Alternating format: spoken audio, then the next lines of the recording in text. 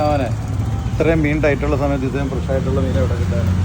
ചേട്ടൻ പറഞ്ഞതൊക്കെ ശരി തന്നെ. പക്ഷേ ഇതിലും ഫ്രഷ് മീൻ നല്ല ജീവനോടെ തരുന്ന കടകളൊക്കെ നമ്മുടെ കൊച്ചിയിലുണ്ട് ചേട്ടാ. ചുമ്മാതങ്ങ് ഇരുന്ന് തള്ളി മറിക്കല്ലേ.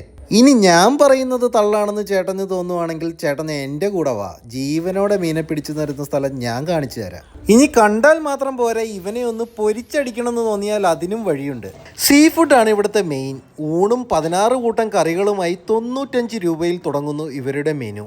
കാശ് നന്നായി മുടക്കിയും മുടക്കാതെയും ആഘോഷിക്കാനുള്ളതെല്ലാം ഈ ചില്ലുകൂട്ടിൽ ഭദ്രമാണ്.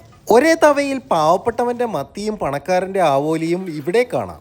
അടുക്കളയുടെ വൃത്തിയും സർവീസിൻ്റെ മെച്ചവും റെസ്റ്റോറൻറ്റിൻ്റെ അകത്തളവും എല്ലാം ഒന്നിനൊന്ന് മേന്മ തന്നെ. വെറും 95 രൂപയുടെ ഊണ് കഴിക്കാൻ പോയ എന്നെ കൊണ്ട് ഇതൊരു ആഘോഷമാക്കിപ്പിച്ചത് എൻ്റെ മക്കൾ തന്നെ. പക്ഷേ മാതൃകയായി എൻ്റെ ഭാര്യ ഊണ് മാത്രം വാങ്ങിയുള്ളൂ. പതിവ് രീതി പോലെ ഭക്ഷണത്തിൻ്റെ മേന്മ ഞാൻ എടുത്തു പറയുന്നില്ല, അത് നിങ്ങൾ കണ്ട് മനസ്സിലാക്കിക്കോളൂ. പക്ഷേ കുറ്റം നമ്മൾ മലയാളികൾ എടുത്തു പറയേണ്ടതുണ്ടല്ലോ.